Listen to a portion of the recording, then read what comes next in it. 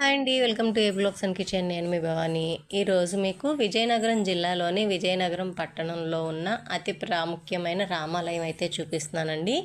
ఇందులో ప్రతిరోజు సాయంత్రం ఆంజనేయ స్వామి లేజర్ షో అయితే జరుగుతుంది. ఈ లేజర్ షోలో కూడా రామాయణ చరిత్ర అంతా కూడా కనిపించేలాగా లేజర్ షో ఉంటుంది. ఇది చాలా ప్రసిద్ధి చెందిన దేవాలయం.